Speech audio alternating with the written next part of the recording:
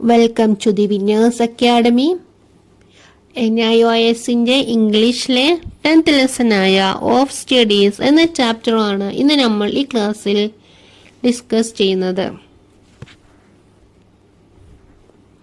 17ാം നൂറ്റാണ്ടിൽ ജീവിച്ചിരുന്ന ഒരു വലിയ പണ്ഡിതനും ശാസ്ത്രജ്ഞനുമായിരുന്ന ഫ്രാൻസ് ബേക്കൺ. അദ്ദേഹം എഴുതിയ പ്രസിദ്ധമായ ലേഖനമാണ് ഓഫ് സ്റ്റഡീസ്, പഠനത്തെക്കുറിച്ച്. ഒരിക്കൽ അദ്ദേഹത്തോട് ഒരു യുവാവ് ചോദിച്ചു, സാർ, പഠനത്തിന്റെ പ്രയോജനം എന്താണ്? ബേക്കൺ ചിരിച്ചുകൊണ്ട് പറഞ്ഞു, പഠനത്തിന് 3 പ്രധാന ഉദ്ദേശങ്ങളുണ്ട് മോനെ. 1. ആനന്ദം, ഡിലൈറ്റ്. ഒറ്റയ്ക്കിരിക്കുമ്പോൾ ഒഴിവു സമയങ്ങളിൽ പുസ്തകം വായിക്കുന്നത് മനസ്സിന് സന്തോഷം നൽകും. അത് നമ്മുടെ ഏറ്റവും നല്ല കൂട്ടുകാരനാണ്. 2. അലങ്കാരം, ഓർണമെന്റ്. നമ്മൾ സംസാരിക്കുമ്പോൾ, മറ്റുള്ളവരോട് സംവദിക്കുമ്പോൾ പഠനം നമ്മുടെ സംസാരത്തെ മനോഹരമാക്കും, അറിവുള്ളവനായി നമ്മെ കണക്കാക്കും.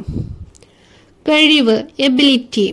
ജോലിയിലും ബിസിനസ്സിലും ശരിയായ തീരുമാനങ്ങൾ എടുക്കാനും പ്രശ്നങ്ങൾ വിധിക്കാനും പഠനം നമ്മെ പ്രാപ്തനാക്കും. പിന്നെ ബേക്കൺ 3 മുന്നറിയിപ്പ് നൽകി.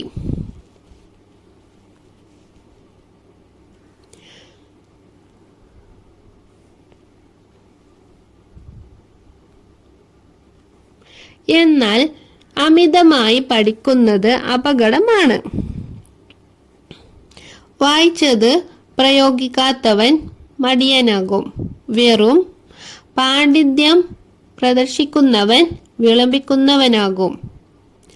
പുസ്തകത്തിലെ നിയമങ്ങൾക്ക് മാത്രം അടിമയാകുന്നവൻ കടുപ്പമുള്ളവനുമാകും. അദ്ദേഹം പുസ്തകത്തെ 3 തരം തിരിച്ചു. രുചിച്ചു നോക്കേണ്ടവ, ടേസ്റ്റഡ്. ചില പുസ്തകങ്ങൾ ഭംഗികമായി മാത്രം വായിച്ചാൽ മതി. 2. വിഴുങ്ങേണ്ടവ, സ്വാലോഡ്. ചിലത് പെട്ടെന്ന് മുഴുവനായി വായിച്ചാൽ മതി. ചവച്ചരച്ച് ദഹിപ്പിക്കേണ്ടവ, ചുവടോ ഡൈജസ്റ്റഡ്. ചിലത് ആഴത്തിൽ പഠിക്കേണ്ടതാണ്. ശരീരത്തിലെ രോഗങ്ങൾക്ക് വ്യായാമം പോലെ മനസ്സിലെ കുറവുകൾക്ക് പഠനമാണ് മരുന്ന് എന്നും അദ്ദേഹം പറഞ്ഞു. അവസാനം ബേക്കർ ഒരു പ്രശസ്തമായ വാചകം പറഞ്ഞു, reading make a full man, confidence a ready man, and writing an exact man. വായന മനുഷ്യനെ സമ്പൂർണനാകുന്നു, സംഭാഷണം അവനെ ചടുലനാകുന്നു, എഴുത്തവനെ കൃത്യതയുള്ളവനാക്കുന്നു. അങ്ങനെ ബേക്കൺ നമ്മെ പഠിപ്പിക്കുന്നത് അറിവും പ്രയോഗവും ജ്ഞാനവും പ്രവൃത്തിയും കൂട്ടിച്ചേരുന്ന സമതുലിതമായ പഠനമാണ് ഏറ്റവും നല്ലതെന്നാണ് ബേക്കർ നമുക്ക് പഠിപ്പിച്ചു തരുന്നത്.